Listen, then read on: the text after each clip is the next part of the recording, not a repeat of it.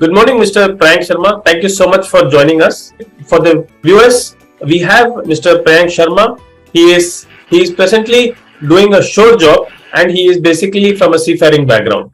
Today we will understand how he has started his career in the merchant navy, then how he shifted ashore, and how he has grown many folds in the shore job for the viewers. Thank you so much, Mr. Priyannk Sharma. Welcome to the show. Pleasure is mine, sir, and thank you for having me on your platform. Initially, when I was 18 years of age, when I completed my 12th examination, I was looking forward to get some kind of a professional job because I was not that interested in engineering, medical line or something like that. So I came across the merchant navy and I opted for it, and I chose one institute which was affiliated from Australian government and was not affiliated from the Indian government. And because they had this placement guarantee kind of a thing for their institute, and based on my research, I came to understand also that the institutes which are new in the market, they have to create an example so that they keep on getting the admissions in the coming down the line future. I joined that training, and we were supposed to complete 4 months of pre-sea training in India. And post that, we were supposed to complete 24 months of onboard training, which was slightly a change from the Indian sector, Indian maritime sector. And then I completed my pre-sea training. Then this was in which year? We were asked in 2008. I completed my pre-sea training. Okay. 2008 December. Okay. Post that, we were into a lot of documentation part. We were into the STCW courses. We were going for the GMTSS exams also. When we completed all those trainings, then we were applying for the US visa, Schengen visa, and all other visas to get on board. Okay. And we were giving interviews also in a lot of companies. So I got selected in one company, which is the British-based company. And then in 2010, I got an opportunity to work as to go on a ship basically, and to work as a deck cadet. For 1 year, I joined the vessel in UK. And then I worked as a deck cadet for 1 year on a stipend, on around 300 euros of stipend. And after completing 1 year, I came back to a ship. And then because we were supposed to complete 24 months, and we were supposed to go to Australia to give our second mates examinations, and we were not planning to go through all the examination details and everything of India, because a lot of stories which we heard earlier that people are not able to clear the examination at one go due to multiple reasons in India. So mostly they go to UK, Australia, Singapore, somewhere. Yes. So that's the same idea was there behind our thinking also, and we were supposed to go to Australia. And then I was promoted, or I would say I was requested by the company and the master of the vessel to start working as a OS or as a AB, so that the options will also be available for us to work to give examination from the UK, because UK doesn't have that problem of people who are working basically as a deck cadet, and they have that kind of a restriction where the people who have sailed as a deck cadet can only appear for the second mates examination. Because UK have that openness that irrespective of whatever rank you have sailed on, you can appear for the examination basis on the 36 months of sea time completion. And of course, we were looking forward to earn more, and from $300 stipend, 300 euros stipend, to reach to around 1500 or 1800 euros of salary.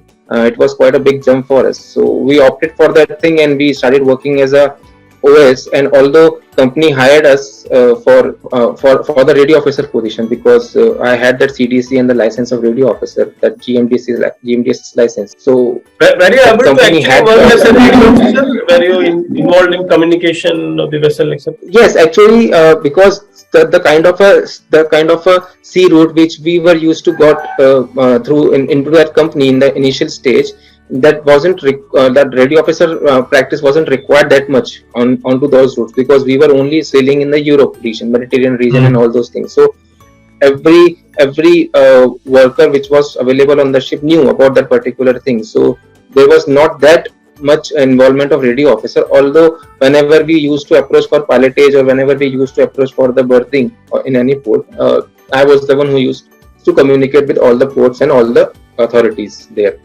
because we were the license holder there.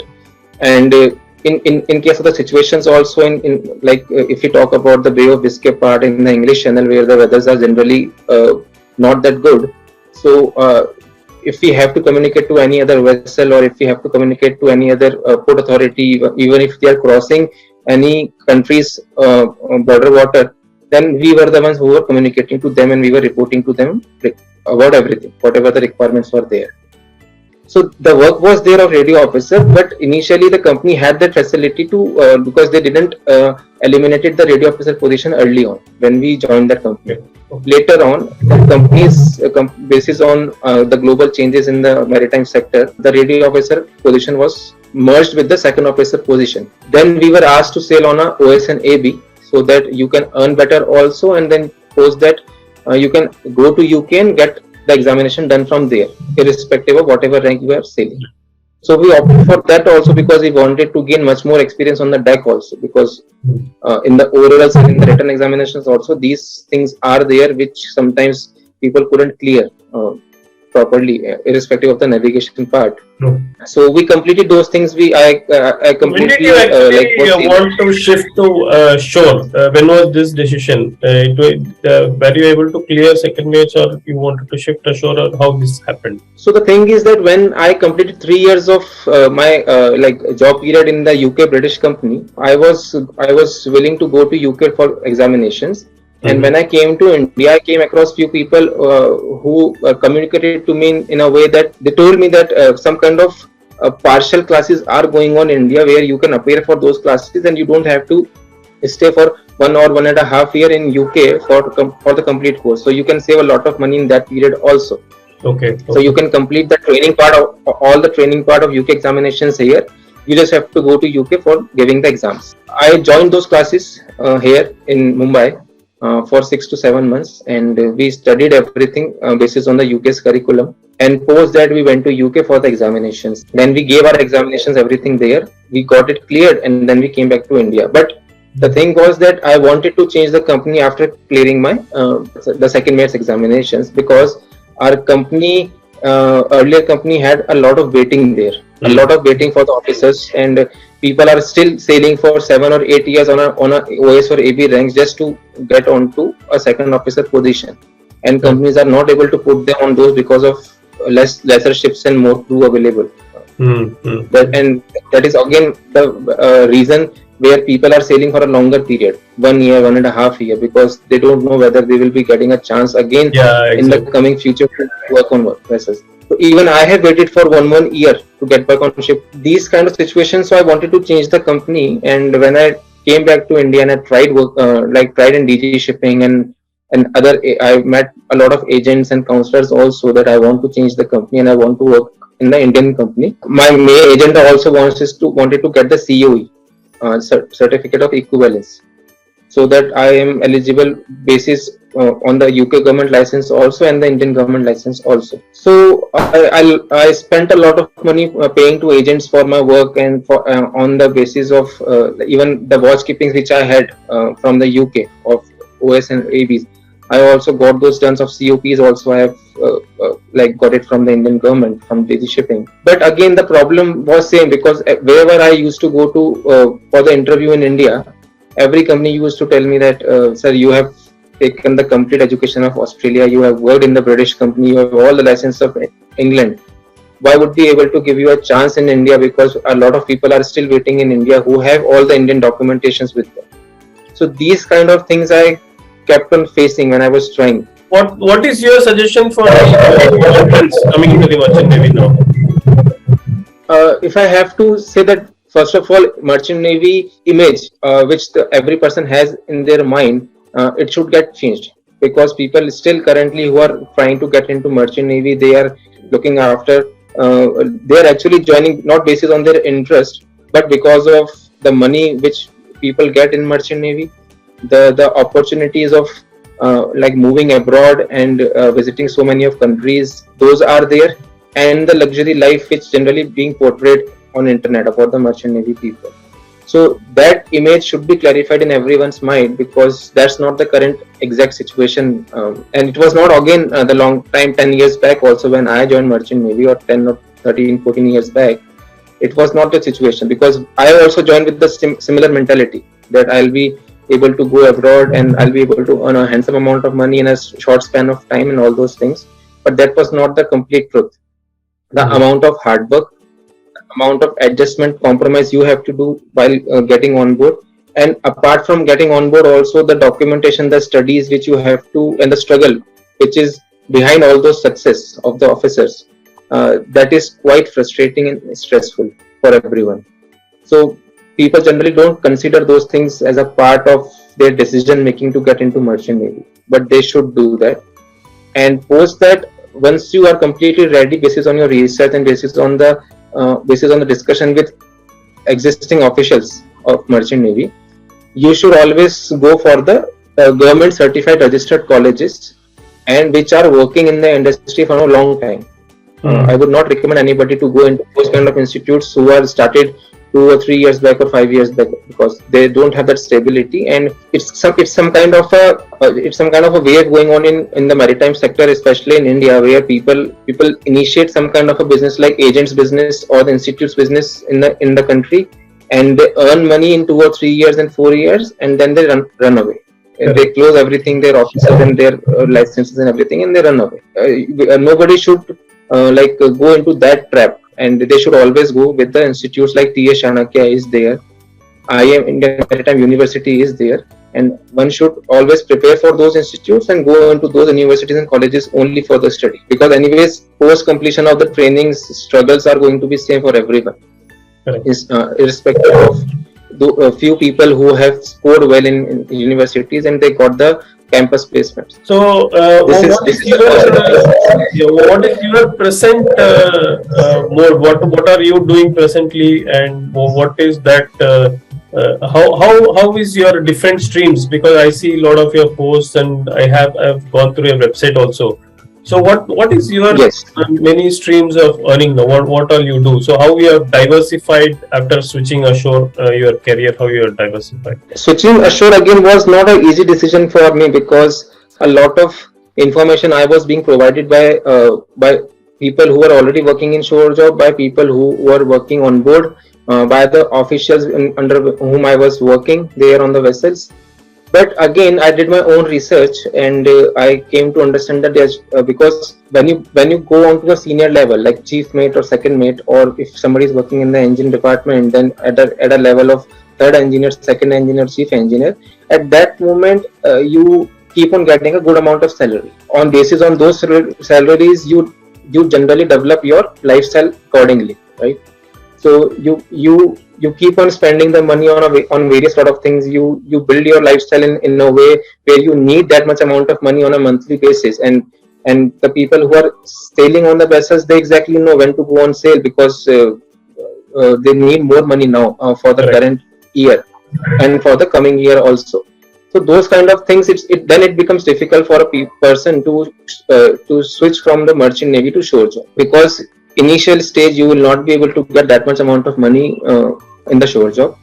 And if I have to talk about on a specific percentage of the amount which you will get on the shore job, then you can consider a 10% salary of what you are getting onto the vessel, you will be getting on the shore job. And I also took that risk. I joined shore job, and I joined shore job basis on the thinking that I'll just try for a few months, and if it is suiting to me, then I'll continue with it. Otherwise, I'll go back on the ship again.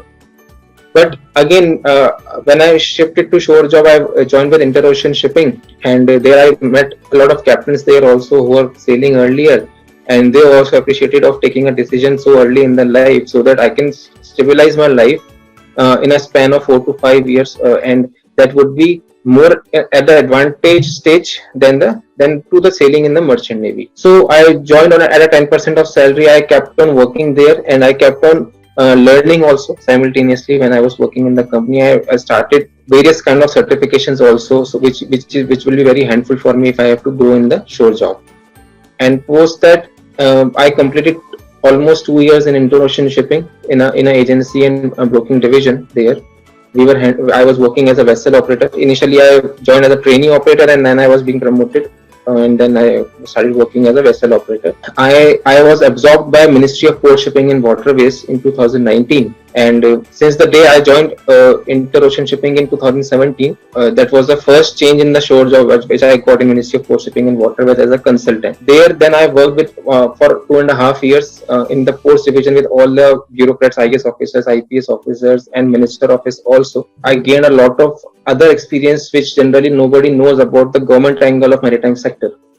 So I came across all. I worked with the policies. I worked with rules and regulations. I was onto that position where I used to order a lot of organizations with whom we were currently or the earlier we were working with them for the documentation part like DG Shippings and all. And so I got that opportunity, and then after 2.5 years I got absorbed by Ministry of Commerce and Industry, and there again I was working as a consultant only.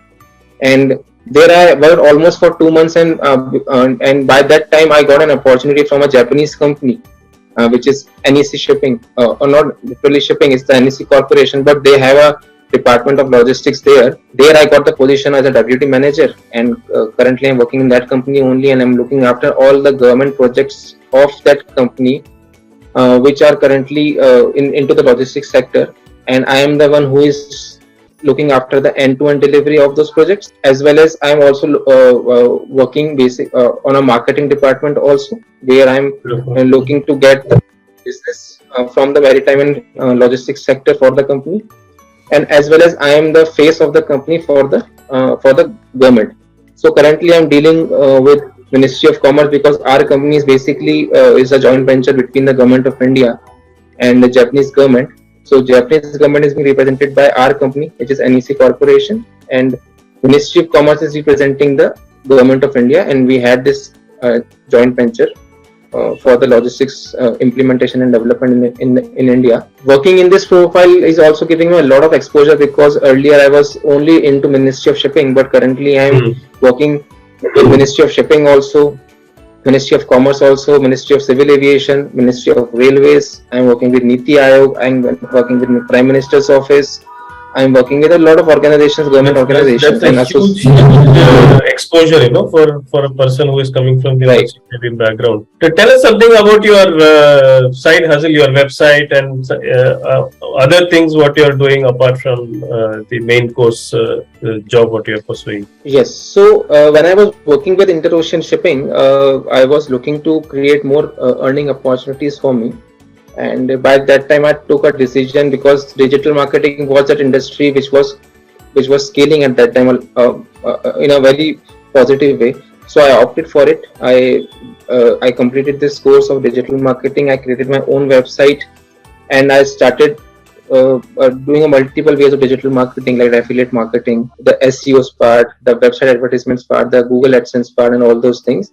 And I also then after a few months I came to realize that I'll not be able to do everything by my own, and I did not have that salary to outsource my job to some other agency, because I got married also by that time. So I did not wanted to spend a lot of money just on the creation of the additional income. So there were other lot of ways also. So I opted for content writing, and currently also I'm writing a lot of articles, and I'm selling those articles to many organizations, to many experts who are looking for the publishing of those articles in Economic Times, Times of India, and many other maritime platforms and media publications. So I'm earning a good amount of money from those aspects also, where I'm writing those articles and I'm selling those articles. I'm also doing a counseling in a way which we are currently doing in this video for the seafarers. So a lot of seafarers also comes to me. I charge them a very nominal amount of money, because again, if I have to spend a lot of time onto them to explain them about what's the situation, so I generally charge them a very nominal amount of money, and I guide them, and I also guide them basis on what kind of course they can do simultaneously to their sailing, so that whenever they have decided to come to shore job, it would be a very easy task for them. Otherwise, you have to face a lot of competition, because plenty of people are there who are doing graduations and masters and PhDs into maritime sector. Correct. And then they are getting a chance to work on shore jobs at various levels. Those kind of things. These are the different income sources available for me. And other than the digital marketing thing, which is the additional income source to me, I am also into health and fitness industry, where I am giving the counseling as well as a training to as a freelancer to many individuals to build their body and mental level in a way so that they can see the growth of them on a daily basis, irrespective of whether they are looking for the weight loss, whether they are going through some stress, whether they want to build a muscle, whether they want to just be fit, whether they want to improve their agility, and etc etc. And even a lot of products are being developed by me, which is actually I have mentioned on my website also in a e-commerce page, so people can get the idea about what kind of products I'm dealing into, and those products are being developed by me only and at my home kitchen only. So those are completely natural, and it has been 8 years for me using those products only. So I have never bought anything outside from the market, be it shampoo, be it any lotion or cream or anything. So I have seen a lot of results on me also, and I have been giving those products also to a lot of individuals who are in touch with me, and they are also seeing a very tremendous results also on their body and mind. Similarly, like there are various other sources also, like I'm currently writing a book also for the seafarers, especially for the seafarers, and that is a combination of sailing as well as the health part of it, because I have also faced a lot of issue while I was sailing on vessel towards my health, mental health as well as the physical health also. So I'm writing a book which will be coming out in the next year. That is especially for the seafarers, which will be teaching them on how they are going to survive on board without compromising with their mental and as well as the physical health. And I think this is a very important book which everybody needs to read. There are so many mental issues on board presently. Exactly, because I've seen also through my naked eyes a lot of things which was happening on board because of completely stress life, and those has hampered their physical health also as well as their family life also. So a lot of inputs are given in those books, which can exactly relate to the seafarer situations. Be it like it is not restricted to any particular location or any particular vessel. It is a generalized book which will help them to pave their way to keep their health up to the mark, even if they're on board or even if they're at a holidays at the shore. Beautiful. So a lot of things I am currently doing related to this industry, maritime industry only, and health and fitness industry only, which are the additional income source to me. Thank you so much for your time, Mr. Priyannk Sharma. It was excellent talking to you, and we gained a lot of information on how you have to grow your career in merchant navy, and also how you switch ashore, and then you can also grow ashore, and you can also diversify in ashore. You are a very clear example for that. Thank you so much for your time. And before going, do you have any last line or last statement for our audience who are basically who are new to merchant navy, who want to enter merchant navy and know more about merchant navy, and also seafarers who are sailing and want to come ashore and diversify rather than doing a standard job ashore? Yes, definitely, and I have actually three things in my mind for both kind of audience who are looking to get into merchant navy and who are already sailing onto the vessels. That you should first have a very intelligent mentor with you, who can guide you anytime you want, with your doubts and with your research, because everyone, I believe, is doing their own research time to time to see how they can get excel on board and how they can pave their way to shore jobs.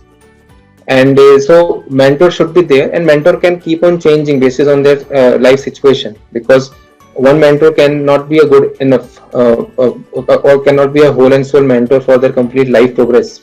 So mentor can keep on changing. So whatever situation you are currently facing, whether be it you are trying to enter into merchant navy or you are already sailing, you want to excel into official rank only, or if you want to get into a shore job at a good position with a good salary, you should have a mentor for those kind of things.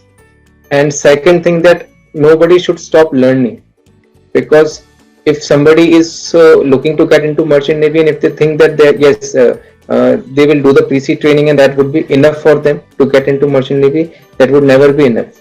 You will always feel a lack of information and lack of knowledge by yourself when you will actually put a practical foot into the merchant navy, right? So you should always keep on learning whatever books, whatever articles, whatever news you get in digitally or physically in the physical form, you should study it. You should see how it is going to help you in excelling in your career. And third thing is that you should be a very good researcher, and you should not be a very good researcher right from the first day, but you should start researching, and you should move forward in a way that you want to become a good researcher about your industry, so that you will be able to know a lot of situation, and nobody will be able to make you a fool basis on their guidance and information. And but if you will be able to do these three things wisely, then I'm sure you will be able to save a lot of money, lot of time, and you will be able to excel in a way which nobody has ever done before for you, because everyone's situation is different, everyone's career tangent is different. So your research, your mentor, your choice of mentor, and your learning will only give advantage to you only. Beautiful. So I think these are very, very important points. Mentor is very key, so that they can guide you in a area where you are not very sure. And learning is always, not only in merchant navy, I think anywhere, everywhere, because the world is changing so fast. Learning is very, very important. And also researching information about the industry is very, very key to your success. Thank you so much, Definitely. Mr. Priyannk, for your time, and I have taken your time on the weekend. I'm very grateful that you could spend time with us. Thank you so much. And for your viewers, I'm sure you have got a lot of information from this podcast, and please do take home the salient points, and we wish you all success in your life and career. Thank you so much. Have a nice day. Thank you so much, Mr. Priyannk. Take care. Thank you very much.